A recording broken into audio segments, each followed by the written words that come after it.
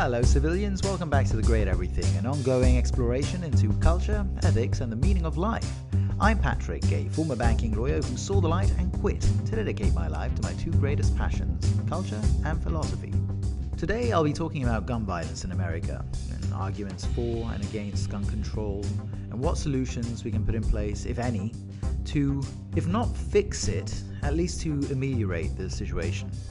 Now, for this episode, I spoke with a friend, Big Pat. He is another Patrick, just way larger than I am, who is a registered Democrat and a progressive activist, and is also a proud gun owner and gun rights advocate.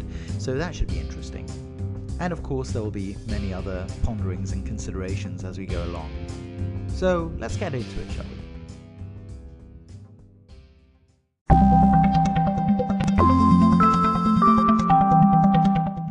It's been 2 weeks since the mass shooting at Stoneman Douglas High School in Parkland, Florida. Just another in a long and seemingly endless series of mass murders and tragedies, so many of which have happened at schools. Obviously, the one that everyone's most familiar with is probably Columbine because of the Michael Moore movie, but also Sandy Hook, which was quite recent, and many others.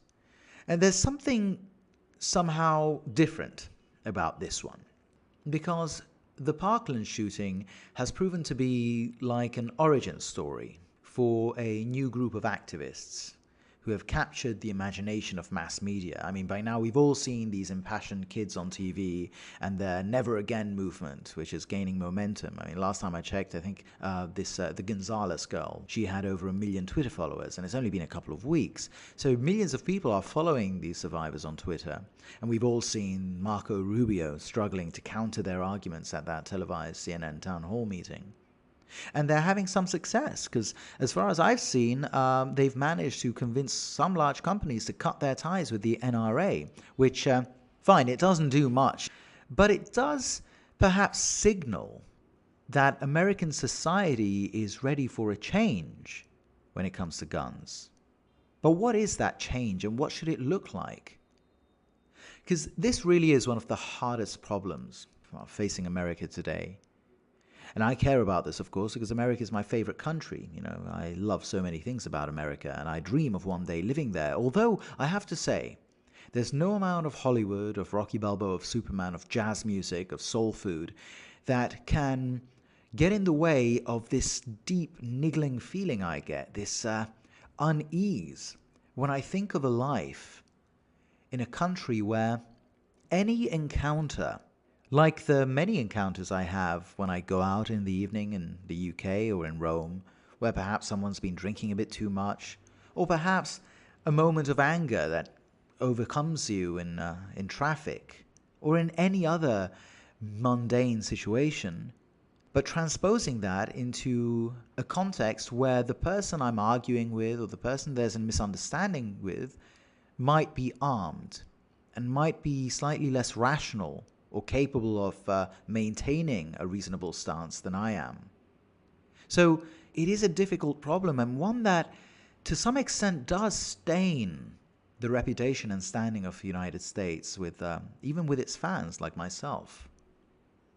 And of course, it's a problem that is made much harder by the fact that there don't appear to be any easy solutions. On the one hand, you have, and this is broadly speaking, you see, on this in this situation, it's hard to draw lines between the two different camps. I mean, broadly speaking, you have the Republicans and you have the Democrats, but it's not that clear, and you'll hear why. I mean, I interviewed my friend, Big Pat, who is a registered Democrat and is also a pro-gun advocate. So the lines between left and right aren't so clear here. There's massive overlapping areas. But broadly speaking, on the one hand, you have the conservative nihilism of, well, nothing can be done about this, so why do anything? And on the other hand, on the Democrat side, you have an approach which feels incredibly naive. There's, well, here's my ideal utopia that really doesn't take into account the reality of the situation. But hey, look at the UK, look at Japan, look at Australia, that's how we should do it. They did it, they got their gun control, and look, no mass shootings, right? Except Of course, that really doesn't take into account the reality of the situation. It's all well and good talking about what a wonderful, ideal utopia it would be if there were no guns, although more on that in a bit. But the reality is that guns are here. There are guns in the United States, and that is what we are dealing with, and that's what we need to deal with. Any solution that we propose needs to take into account that we are in a situation where there appear to be more guns in the United States than human beings. Unless, of course, you count the illegal Mexicans as well. Sorry, that's a joke. Anyway, the point is, it's a problem that is made hard by the way people talk about it. There's a huge tribal division here. And of course, anyone who's discussing this tends to argue against a caricature of their opponent. So if you're against gun control, it's because you don't care about kids. And if you're pro-gun control, you don't care about the Constitution and you just want to steal my guns. There's a real problem when you can't even imagine the worldview of your opponents, where you can't put yourself in their shoes to see the world as they do. We can't go into this conversation ideologically, already having the answer, because all we do then is just take our solution as the starting point, and we only look at the arguments that justify that solution. And of course, there's all these well-documented psychological mechanisms that come into play and that blind us to good counter-arguments, stopping us from considering all these different angles. Confirmation bias, where we only see the facts that confirm our own views. And then there's motivated reasoning, where we'll take facts that contradict us and subject those facts to a level of scrutiny that is far beyond the level of scrutiny that we reserve for our, home facts, which we just accept face value. Then, of course, there's echo chambers and the backfire effect, which I've spoken of before, which is where when we're presented with facts that contradict our views, our protected beliefs, then instead of accepting those facts or working them into our worldview, instead we just dig our heels in and double down on our previous beliefs. These are all different things that we do, and we do ourselves no favors by refusing to engage with the most reasonable version of the other side's argument. And by the way, there's definitely good arguments on both sides. This issue is about as complex as any I've ever read about. It's like the Israeli-Palestinian conflict. When you've had a problem for so long, every side has a stack of arguments up to the ceiling for why they're right and you're wrong. And a lot of these arguments are often entirely justified. So I tried going down some of these rabbit holes, and I found that for every argument on any side I could think of, I could then think of at least a couple of counter-arguments, and then counter-arguments to each of those. It's like one of those graphs about contagions, in the movie about the virus that outbreaks, and then one person contagious two people, and two people and four, and it's just exponential. This is just like that. I mean, just think of this one example, right? Obviously, I'm coming at it from an anti-gun perspective. I abhor violence. I come from a place where there are no guns. My whole politics is based on this idea that nobody should ever get hurt. So I might say that it is a fact that no guns equals no gun violence, right? That's just logic. No guns. If you don't have any guns, remove all the guns from the equation, you also remove all the gun violence, right? You can't argue with that. Except, of course, think about a world without guns. What would that look like? A world where there are no guns. This is something, I keep mentioning him, Sam Harris, but he's so smart on some of these topics. A world without guns is a world where anyone who is big enough, aggressive enough, strong enough, or has strength of numbers by their side can pretty much do anything. In a world without guns, if you are big enough, you're strong, you're aggressive, you can arm yourself with a knife and you could murder anyone you wanted, you could rape anyone you wanted, and nobody would intervene if you had two people backing you. In other words, I think this is a quasi-quote, but a world without guns is a world where the advantages of youth and aggressiveness and size and weight and sex and gender are determining factors. It is genuinely true to say that a gun is an equalizer. So if you're saying that nobody should have guns because you're arguing for a world without any guns, which is kind of where my gut instinct would take me, you should explain why a single woman alone in her house, being attacked by two people breaking in with malicious intent, why she shouldn't have a gun, right? So clearly, I need to lower my expectations, and I should say, okay, maybe some people should have guns. So let's change that equation and say fewer guns equals less gun violence, right? Sounds logical. Except then, counter-argument, look at all the places that do have fewer guns than America, but do also have an extremely high rate of gun violence, like Mexico and Russia. Or note Steven Pinker, the cognitive scientist who wrote a marvelous book, The Better Angels of Our Nature, in which he argues convincingly and with the data that violence generally, including gun violence, has been steadily decreasing in the past decades. Yet we know that in America, the number of guns are increasing. So how do you explain that? There's more guns but less gun violence? You see, for any position you take, you can almost certainly find a counter-argument. And another problem is that often we're having entirely different conversations because we're not framing them properly. This is a broader point I make regarding almost any conversation, right? I first brought it up when I was talking about terrorism. And you'd have these classic arguments when it came to terrorism where someone would be anti-terrorism, not that anyone's pro-terrorism, but you know who I mean, the sort of slightly more on the right, and they will say something about, oh, you know, Islam, it's all Islam's fault. And the reason it's Islam's fault is because look at all these terrorists that are all Islamic. And then the counter-argument would be, well, no, because think about, the Columbine shooting or Parkland or all the gun violence in America that has nothing to do with Islam. But then the counter-argument to that would be, well, no, because think of all, the female genital mutilation and the treatment of women in Islam and the fact that apostasy is punishable by death. And the other guy will be like, whoa, whoa, whoa, whoa, whoa. What does female genital mutilation have to do with gun violence? And he's right. But what's going on there is that they're actually having two conversations that are totally different. The first guy is talking about violence and intolerance within Islam, and that's one conversation. And the other person is talking about violence generally. Intolerance towards homosexuals has nothing to do with that. The way I like to frame that problem is that you have two people arguing and you have one guy just saying, look, it's carrots, bananas, cucumbers, and oranges. And the other guy saying, no, you're totally wrong. It's carrots, bananas, cucumbers, and dildos. And the first one's saying, wait, hold on. We're talking about ingredients for smoothies, right? And the other guy says, oh, I thought we were talking about objects shaped like dicks. It's about framing the parameters and knowing that we are actually all having the same conversations because there's so many different conversations to be had here. There's a conversation to be had about mass shootings. There's a conversation to be had about gang violence. There's all these different variables too. There's poverty, there's class inequality, there's race, there's alienation of high school kids, there's mental health, there's bullying, there's availability of guns, there's a constitution, all of which feed into this larger problem of violence.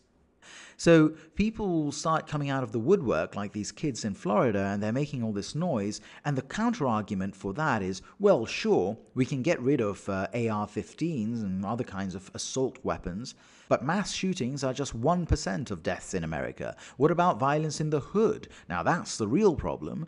And then the other guys are going to respond, well, you don't give a damn about violence in the hood. You're just using that as an excuse to block any kind of conversation. And that other guy says, no, you don't give a damn about violence in the hood because let's face it, and by the way, this is all of us. The real reason we care more about mass shootings is because we can imagine it happening to us, to our kids. Yes, I'm going to say it because it's true. White middle-class suburban kids in white middle-class suburban schools. We don't give a fuck about Riverdale, Chicago, because we're never going to be in Riverdale, Chicago. So let's all be real for a second and just accept this fact. We're all being hypocrites. And just notice that. You see how we just got sidetracked over there? All this back and forthing, all this, you're a hypocrite. No, you're a hypocrite. All this means is that we can only ever scratch the surface on any single angle. And as soon as we dig a little, someone will come up with a counter-argument that addresses some other marginally related aspect of the diatribe, and suddenly we're there defending on all these multiple fronts, when what we should be dedicating our efforts to is trying to make things better. And how do we make things better? Well, One big argument for the right is we can't. Nothing can be done. There's no single policy that will improve the situation, and no single policy would have prevented all or any of the past mass shootings that we worry about, or the prevailing gun violence in America. And all of that is true. Except too often, this argument is used as a shield against any suggestions. It's an excuse to be able to say, well, nothing should be done. Except clearly something should be done. But what? And that's the heart of this problem. That's the tragedy of it, that it's so complex that there's really no simple solution. And that is what I was talking about yesterday in my little daily update. It doesn't matter if we're talking about philosophy or engineering or politics. When we're dealing with a difficult problem, anyone who says that they know the answer probably hasn't thought hard enough about the problem. And me coming at it from outside, from a foreign perspective, I've not had to live with the problem of gun violence, but even just a few days of thinking about it seriously, I've come out of it with a great deal more sympathy for gun owners. So after the break, we'll be taking an open-minded look at some of the arguments for and against gun control. Hey, Patrick, it's refreshing to hear someone say that this issue of gun violence is a complex one. Because, like you said, very often we hear that there are either simple solutions or no solution at all. And since I've been on Anchor, I've attempted to scratch the surface on one corner of this issue, whether it's the topic of defense, because there are so many different ways to defend ourselves that don't involve a gun, to so many other aspects of gun violence, economics, mental health, healthcare, and a lot of that doesn't even scratch the surface. So I am looking forward to what you are looking to dig into in tomorrow's episode.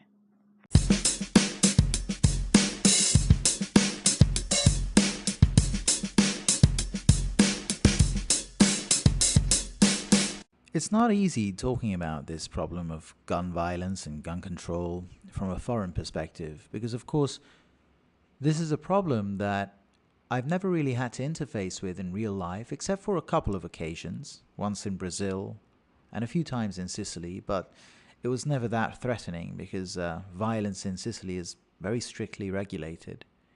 But the point is, it makes it difficult for me to understand the mindset of those who are very much in favor of gun rights. So I'm trying to think of all these different arguments for gun rights because it is hard for me to understand why anyone would want guns, given the damage they cause not just to human lives, which is perhaps the most important thing, but even to the fabric of society itself. And of course, here I've only been talking about malicious violence. I haven't even mentioned accidents or suicides, all of which are huge problems that contribute to this large umbrella gun violence.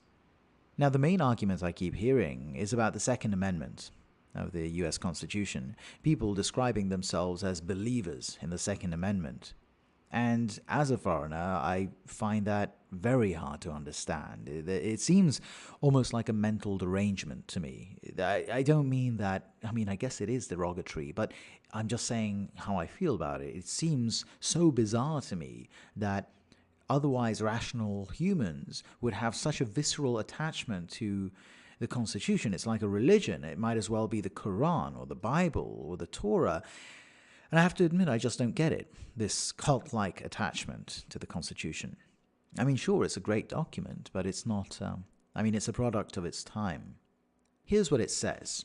That a well-regulated militia being necessary, the right to bear arms shall not be violated. And now, as a former lawyer, I feel I'm qualified to take a look at a legal document and interpret it. And here, in order to interpret this clause's meaning, I would definitely apply what's known as the purposive approach. What was the purpose of the people drafting this wording in drafting this wording? Well, it says so right there, in order to maintain a well-regulated militia. So, are the Second Amendment people talking about the maintenance of a militia? Because it doesn't sound like it. It sounds like when they're protesting about how the Democrats are going to take their guns away, they're not worried about their militia. They're worried about their toys, their personal, individual toys. And yes, I know there was a court case in which my paisa, Scalia, said that the Second Amendment included the individual right to bear arms, so it didn't necessarily have anything to do with a militia. So I guess I have to take that into account. But what the hell are arms? Right to bear arms. Which arms? What constitutes arms? Are we talking 18th century arms? Like what? Like muskets? Or AK-47s, Kalashnikovs, bazookas, tanks, nukes? Clearly, there's some interpretation that has to go into this because, I mean, it's not clear-cut. It is a matter of interpretation. So to the gun advocates, I would have to ask, what's the rationale for you saying that it's okay for you to own a machine gun but not a nuclear warhead? I'm only kind of kidding. I actually want to know, where is the line in the Constitution? Where is it that you can point to so that I understand why you're allowed to have certain arms and not other arms? And then, of course, there's this argument, which I've always found rather ludicrous, about how the Second Amendment is necessary because America is a nation that was born out of a rebellion against tyranny. And should such a tyranny arise again, well, guess what? We got our hunting rifles at the ready. I mean, look, I'm not going to waste any time on this one other than to make the rather obvious point that if the US government decided to take you out, you do realize that they have tanks and jet planes, right? I mean, I'm glad your revolver makes you feel like John Wick, but come on, let's be serious. Ah, yes, but guerrilla warfare has been proven to be highly effective. Oh, okay, I get you. So what, you're the Viet Cong all of a sudden? You? I mean, what are you going to do? You're going to dig tunnels in the jungles of Kentucky? Dude, you weigh 300 pounds. Plus, I mean, I've been there. I've actually been to Vietnam, to the Cu Chi tunnels just outside Saigon. I've actually crawled through them. Those guys, they were willing to die by the thousands and endure the worst kind of conditions that any of us could ever imagine. It's a nightmare. These guys, they were fucking... I don't know how to describe it, but the point is, I don't think they ever spent any time worrying about whether they should pick Netflix or Amazon Prime. So yeah, so much for the Constitution aspect. But of course, now I'm doing exactly what I said we shouldn't do. I'm arguing against a caricature. And in my defense, it really is hard for me to picture it, what it must be like to genuinely love guns. Hard for me to inhabit that mindset. So what I did was I reached out to my friend Patrick, Big Pat. Now, he's a definite gun advocate, and he's also a kind, compassionate, and thoughtful human being. He campaigned for Bernie Sanders in 2016. He's taken a number of progressive stances at his own risk and peril. So he kind of defies labeling. And I wanted to hear his take on all this, just to see who's there on the other side of this debate. And it turns out that whoever that person is, I couldn't agree with the guy more.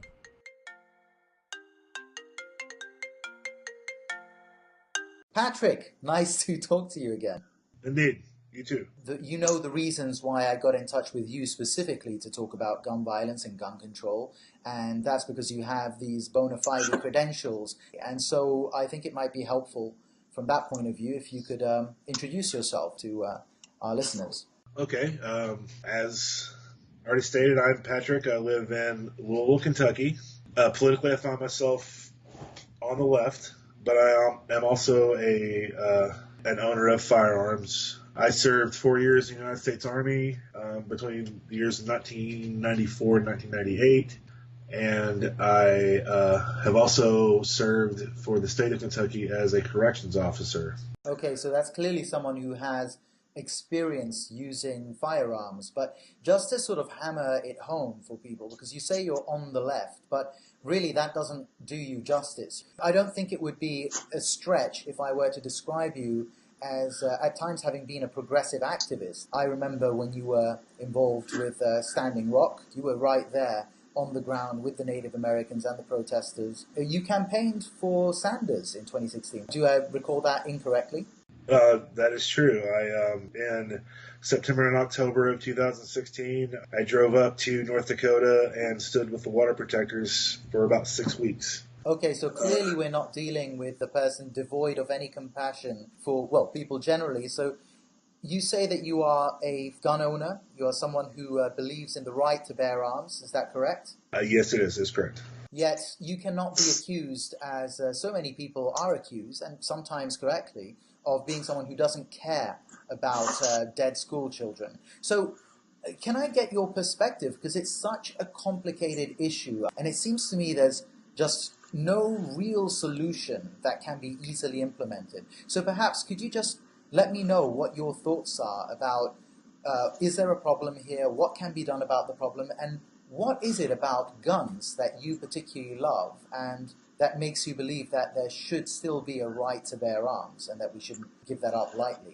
Well, I do believe that the Second Amendment was included into the United States Constitution for the reason that if there ever was to rise another tyrannical government, that the people should be armed in order to combat against that. But I think that in today's day and age, where we're 240 plus years past when the Constitution was written, and technology is advanced, and being someone who also believes in personal responsibility, I think that, well, as I said earlier, I served 4 years in the United States Army, and I also worked for the Kentucky State Corrections System. I have no problem proving to my fellow citizens that I am a responsible firearms owner.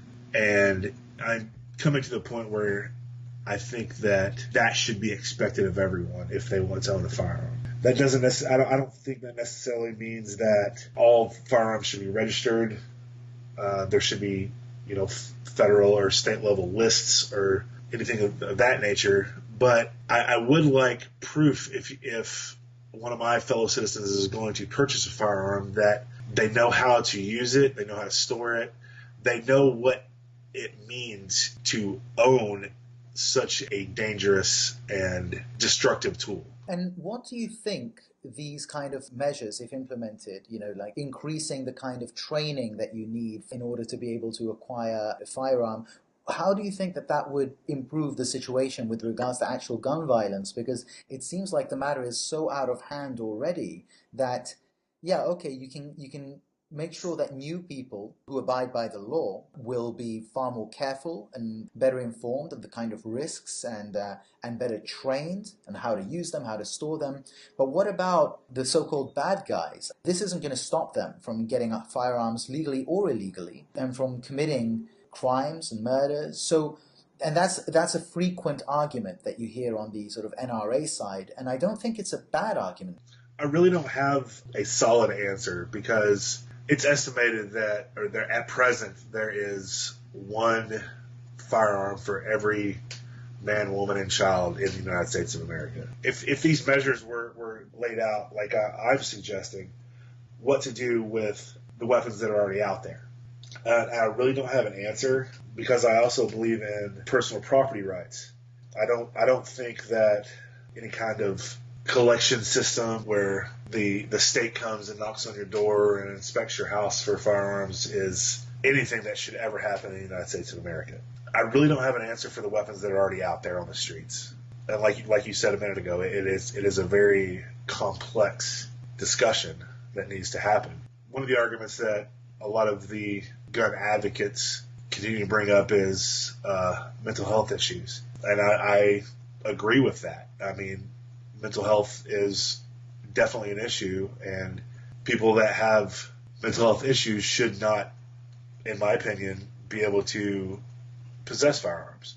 Where is the line drawn is the question. Yeah, no, I think that's absolutely right. It's an extremely complicated problem, especially when you bring mental health into it. Although I have some sympathy for those saying, well, you're deflecting. If you just talk about mental health, you're deflecting because are you really saying that, America is the country with most gun violence and mass shootings in the world? Are you really saying that it also has a unique problem in mental health? I mean, you can make jokes about that. Yeah, the Americans are crazy, but it seems like a bit too far.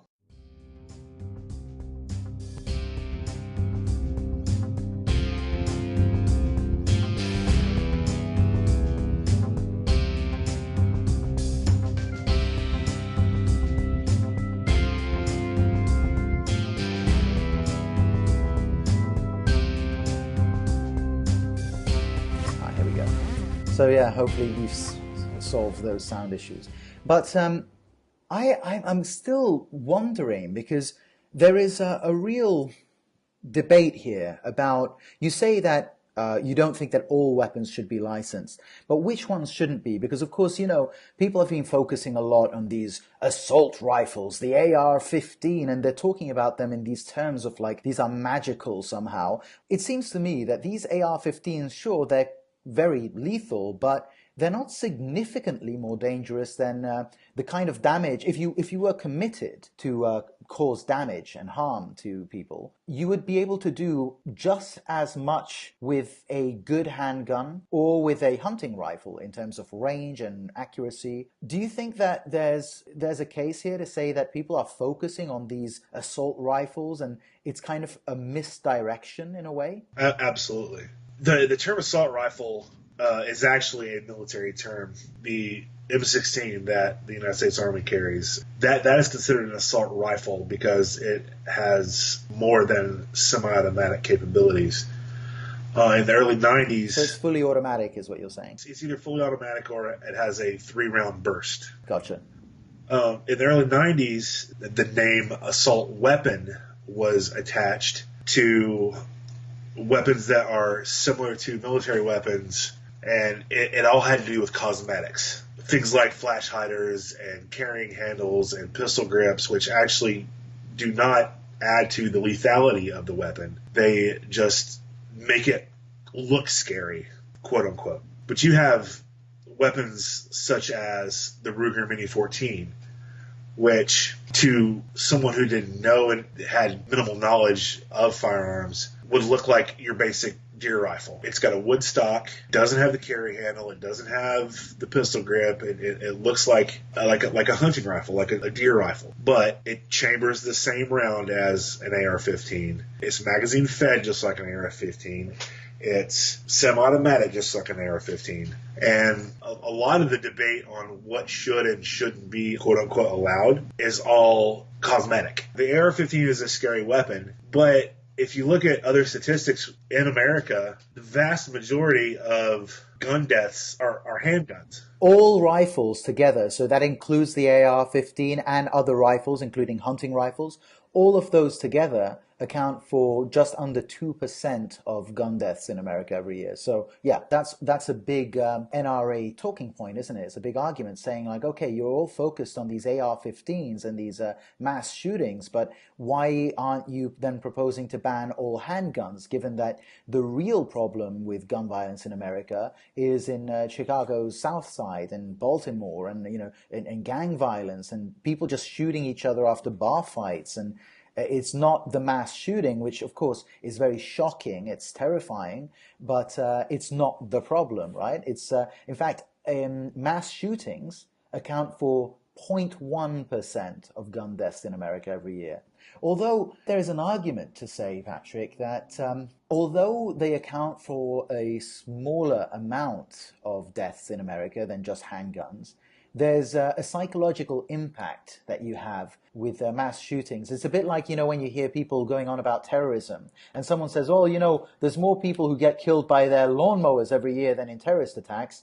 Yeah, sure, but a terrorist attack, well placed and successful, has such a profound and scarring psychological impact on a whole nation that it can determine their policy for years to come. Think about 9/11, how that changed the face of America. I mean, there were more automobile deaths in America than the ones who died in the Twin Towers that year, but one of them changed the nation. So it's a very difficult one to navigate, don't you think?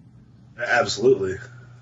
One question that I have for you, and I think it's possibly the most important question: why should you have the right to bear arms? I know it's in the Constitution, but the question is, given that it's so damaging and that it's so terrifying and there's kids getting killed, why is your right to bear arms more important than the safety of kids?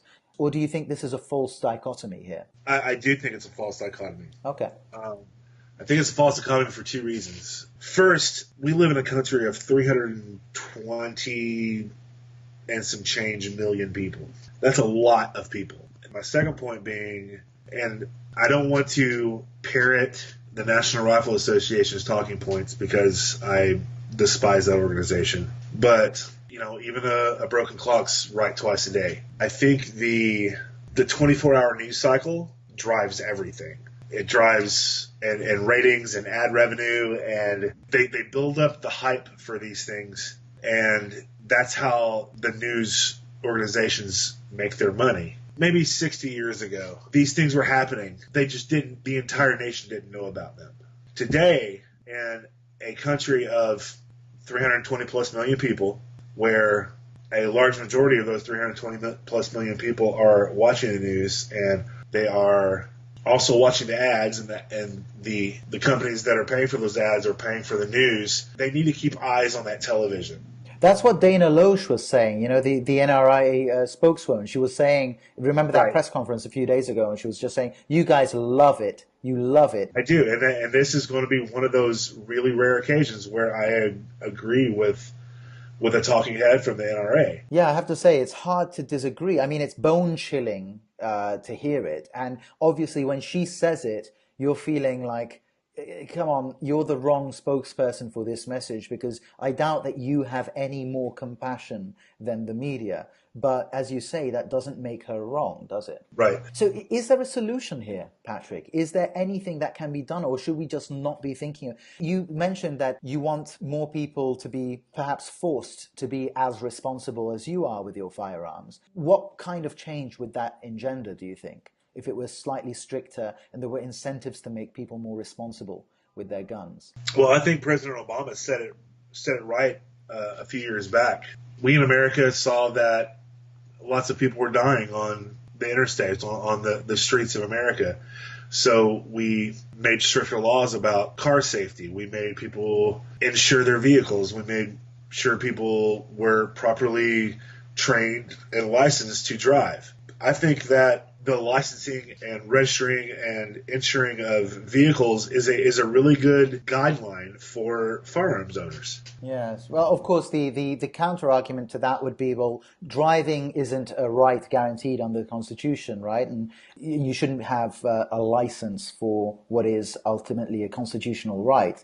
That is an argument I see a lot, but to that, my answer would be, and I'm sure yours is something similar, is it doesn't really matter, because the larger point here is that we're dealing with something that is dangerous, and if all you need to do to be able to keep your right, keep your guns, but just make the nation slightly safer is to comply with certain regulations and get a license, what's your problem with that? Or are you just making a big fuss because you're scared that that's like a slippery slope and you're going to concede one step and suddenly the government is going to come and take away your firearms? Exactly.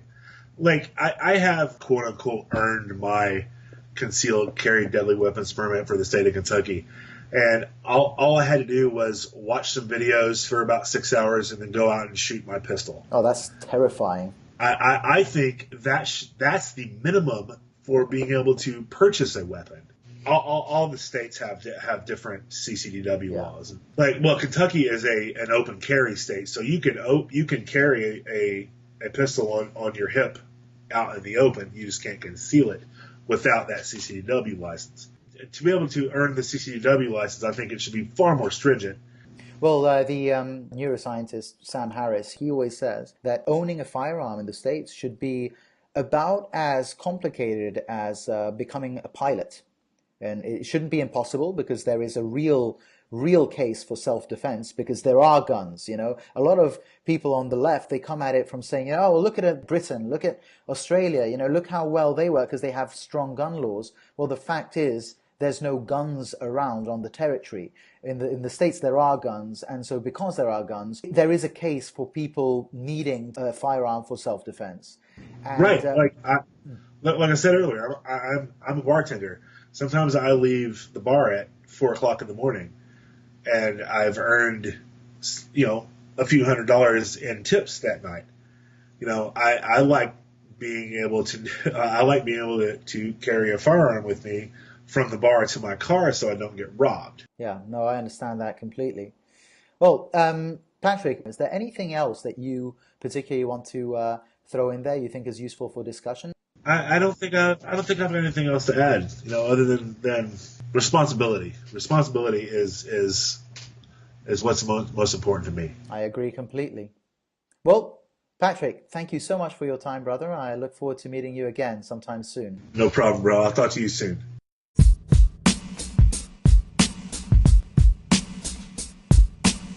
So that was my friend Big Pat there, and an interesting conversation which certainly got me thinking on a few points that I'd like to expand on.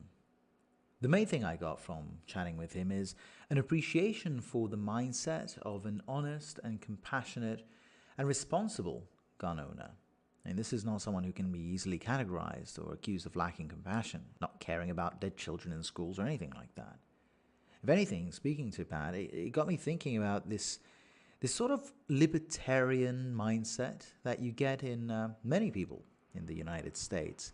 This idea that, look, I do my job, I pay my taxes, I take care of my garden, and I'm responsible. So leave me alone and don't tell me what to do. I have sympathy for that. So I start thinking about all the conservatives, gun rights advocates, who are responsible, who enjoy their right to bear arms. And it is a right. Of course, I make fun of the motivation behind the Constitution and this exaggerated attachment to the letter of it, but the fact is, it is a right, whether we like it or not.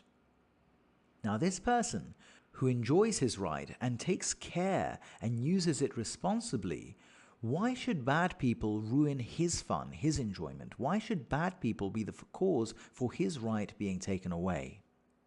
So I read this mail. It was a reader letter in The Atlantic, the magazine, about airplanes. And he was saying, imagine you having a hobby. You like to fly planes. You have your own little airplane that you like to hop around different airports with.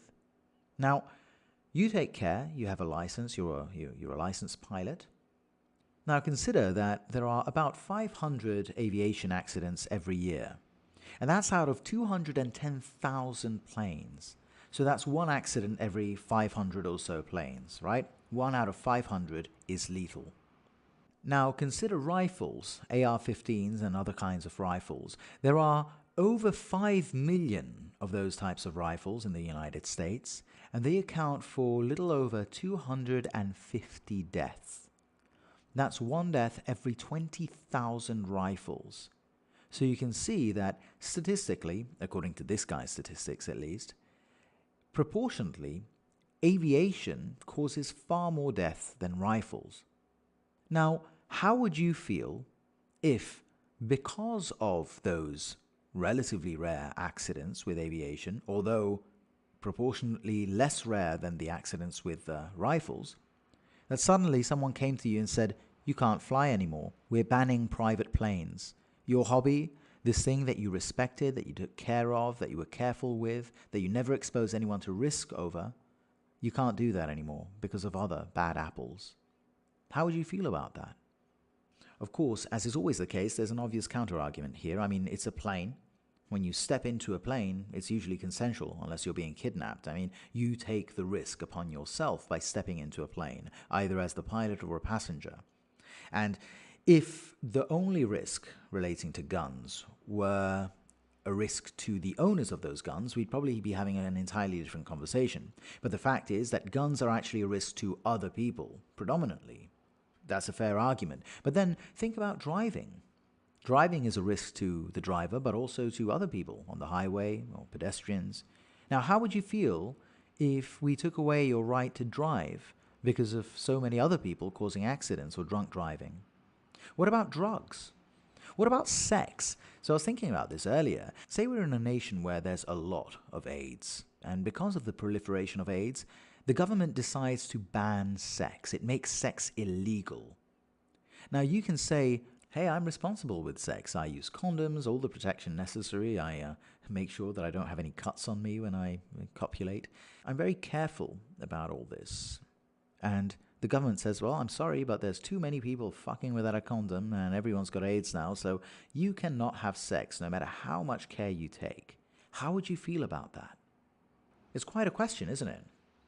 And of course, you can say that there's a social utility in driving and in having sex. You know, you can't ban sex, otherwise there'll be no more people in that country.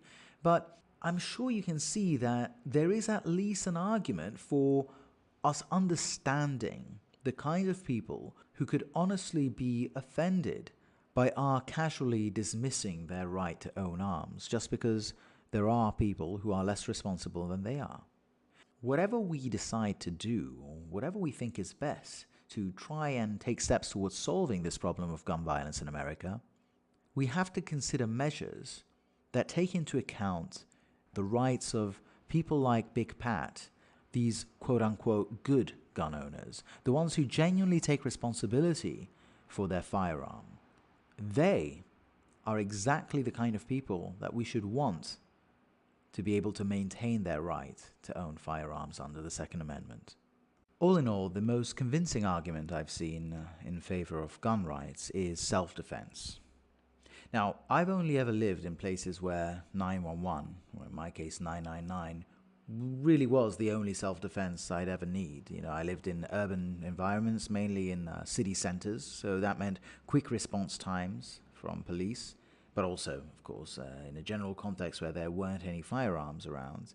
But of course, I know that that's not the case in so much of the United States, with its overstretched police force and very remote rural areas, those long distances.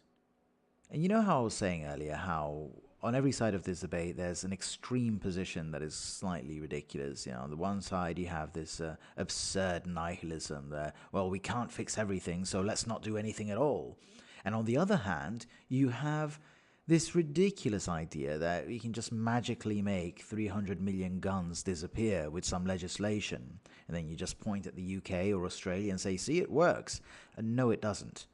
Because, yes, it's terrible that there are so many guns around in the States, but guess what?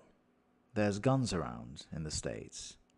And in a nation that is crawling with guns, self-defense is a relevant argument for keeping gun rights in place. It's an NRA talking point, but that doesn't make it less true that if you outlaw guns, only outlaws will have guns, unless you can make all guns vanish. I keep hearing anti-gun advocates talking about making certain places gun-free, and usually this is in response to some outlandish proposal like what Trump just proposed. He's talking about arming teachers to prevent school shootings, which seems slightly ludicrous. And the response to that is that we need to keep guns out of schools and out of theaters and out of malls. But whenever I hear that, we need to keep guns out of this place, all I think is, imagine yourself. There's a shooting going on, and you're hiding under a desk at school or in your office, or you're under your cinema seat while the Aurora guy is shooting up the Batman film. And you look at the people around you, and they're also hiding, and some people are whimpering in a corner, others are arming themselves with a pencil or their keys. And imagine thinking to yourself, gee, I sure am glad this is a gun-free zone. Thank God this guy next to me, who maybe just came back from a tour in Afghanistan, thank God he's not got a gun on him. Imagine the potential harm to innocent bystanders, eh? Of course you wouldn't think that. You'd wish this guy had his gun on him. And this is a hard truth, I think, that in a country filled with guns, you can imagine a number of situations where you would need a gun to defend yourself. That's just a matter of what the status quo is. But at the same time, the fact that this is the status quo doesn't mean we shouldn't change it.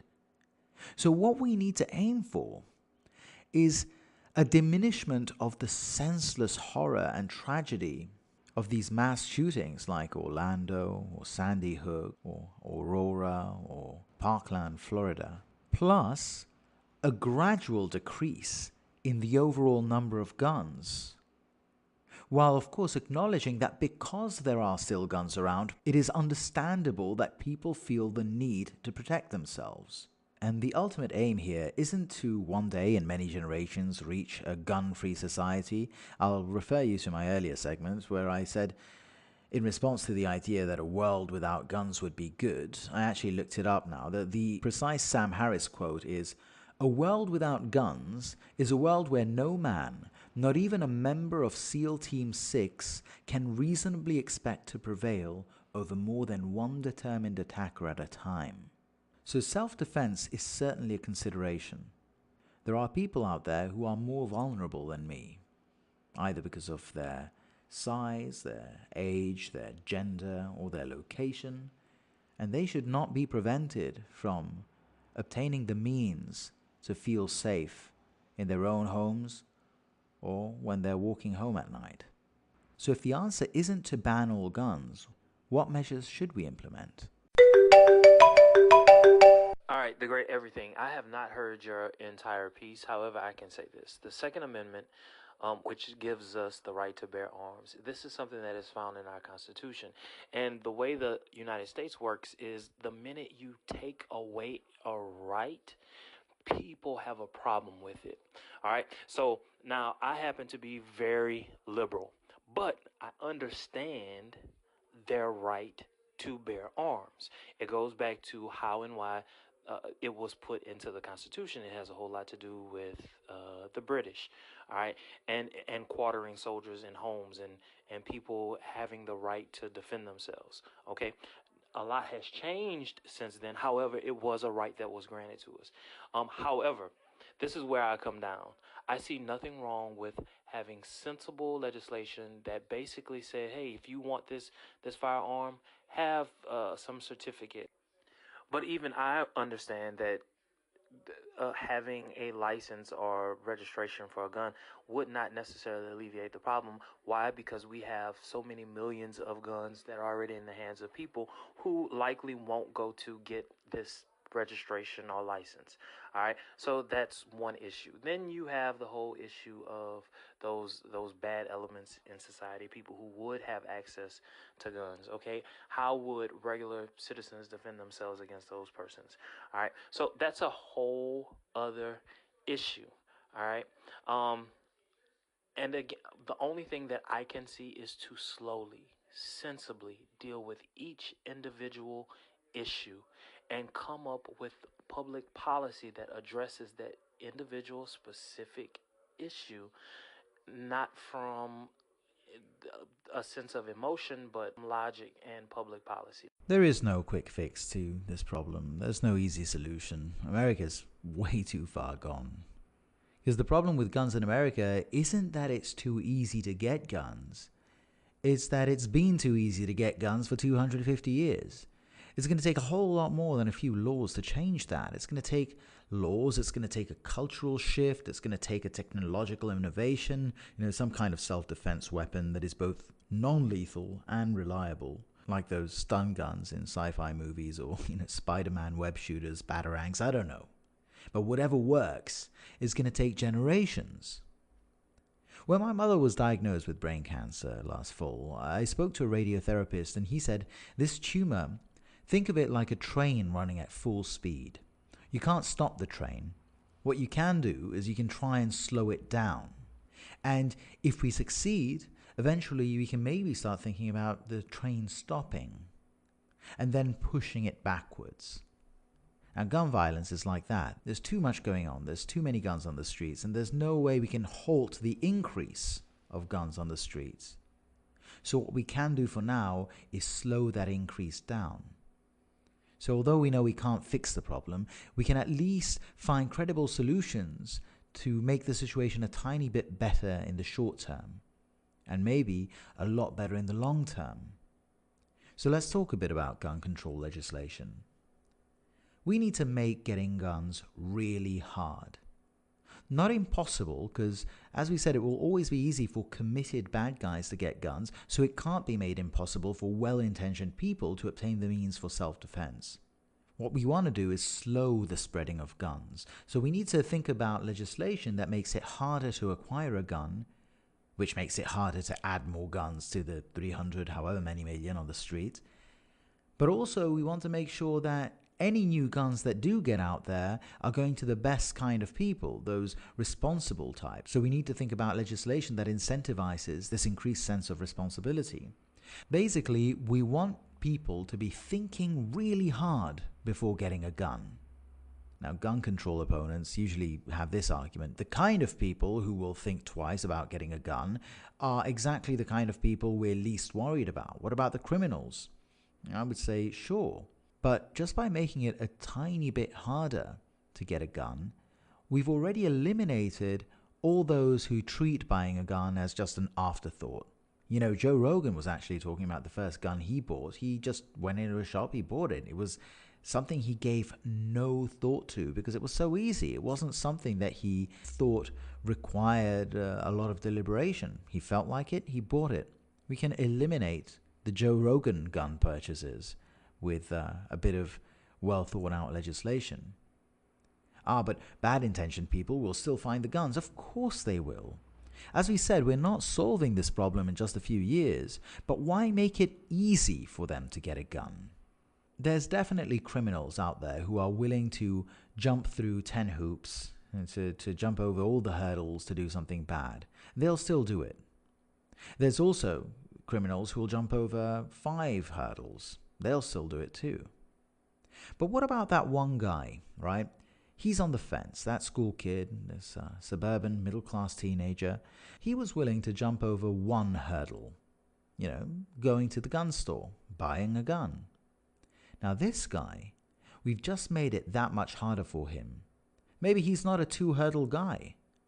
And suddenly this white middle-class teenager, he's having to imagine himself going to some bad neighborhood, hooking up with some gangsters, people he has absolutely no contact with and no business dealing with, so he can go do the bad thing. I don't know about you, but I think that this is a guy we've just successfully dissuaded from buying a gun because we made it just too much of a hassle. So if he wants to go do a bad thing, he's going to have to start thinking about baseball bats and knives. Can he kill someone? Sure, but I think you underestimate the psychological pressure involved in killing someone at close quarters, mano a mano. It's a very different thing from just pressing a trigger like you do in a video game. Legislation that makes it harder to get a gun, but not impossible, and harder for the wrong kinds of people to get a gun, it won't solve the problem, but it will prevent a number of shootings. I don't know if that number is 1 or 10 or 1,000, but whatever the number is, and I'm accepting that it will be a low one, it will definitely be worth it for the lives saved. There's a lot of talk about screening, about mental health and criminal checks. The problem is that a lot of people who have committed these big mass shootings, I'm told they would have passed these checks.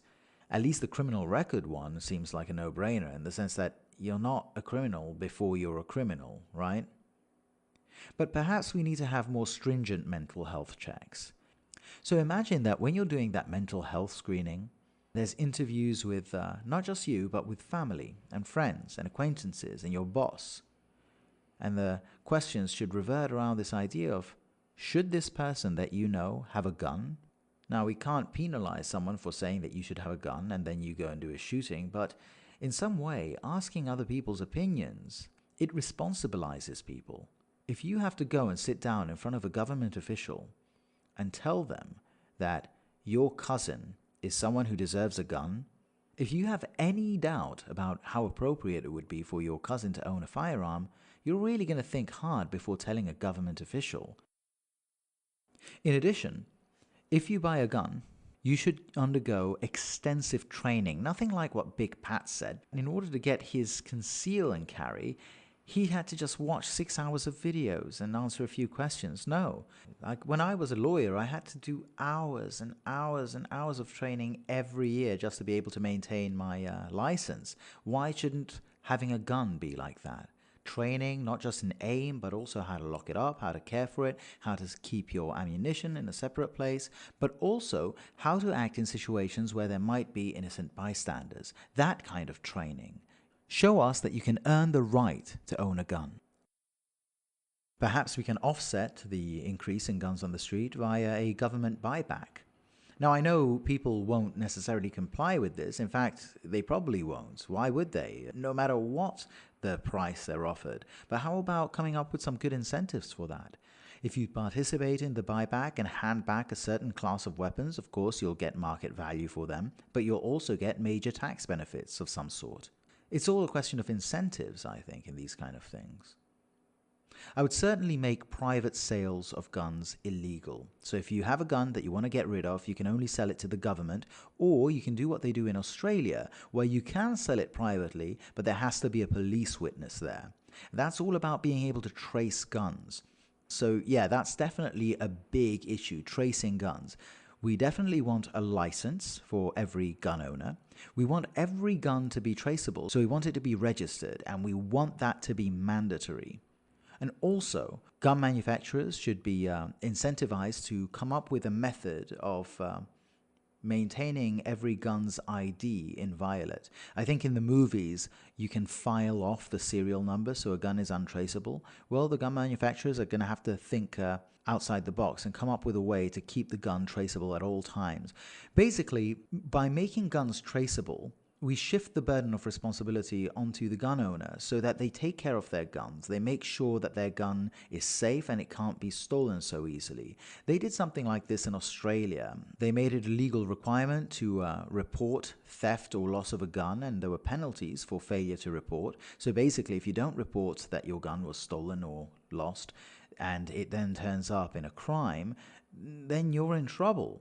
So as soon as your gun gets stolen, you have to go and report it. And guess what happened? Gun theft went down 60% because people were just far more careful about that kind of thing, because losing your gun or having it stolen was a major hassle. So that's something I think is important, responsibilizing people, not just in terms of how they act with their gun, but also to be responsible and accountable for the location of their gun.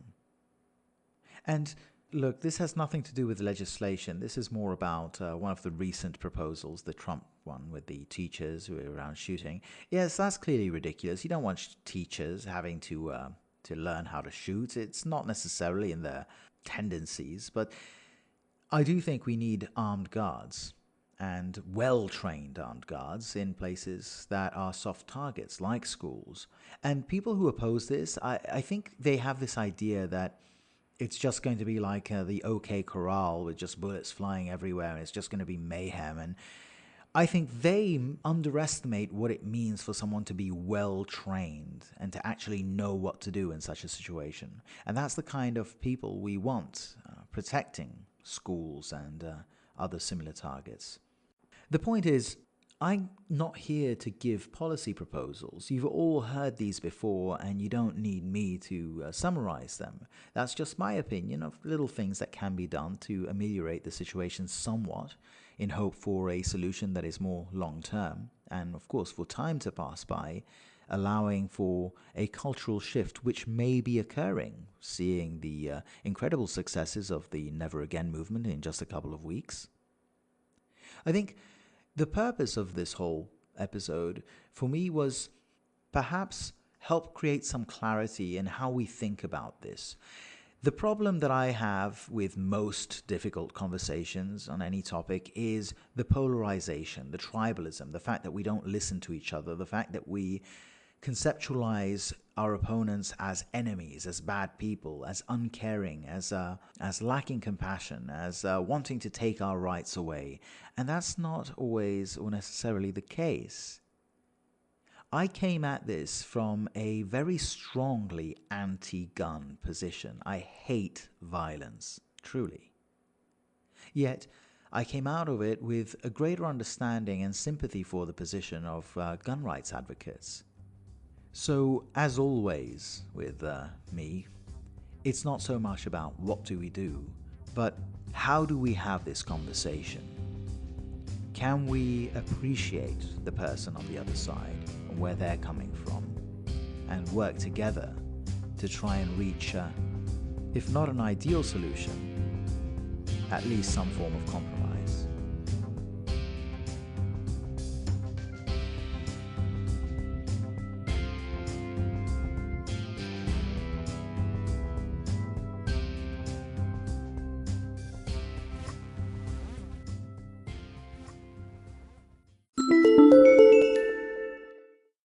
Guys, as always, this has been a pleasure.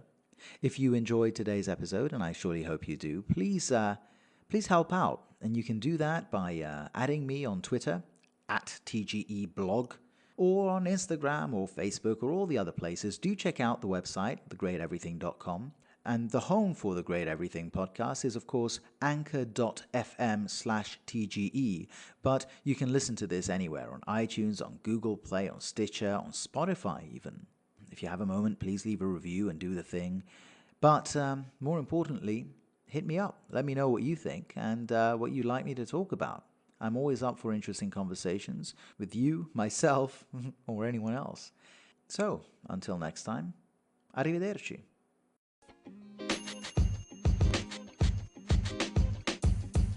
The podcast you just heard was recorded with Anchor. If you want to make your own, download the Android or iOS app completely free from anchor.fm/podcast. That's anchor.fm/podcast.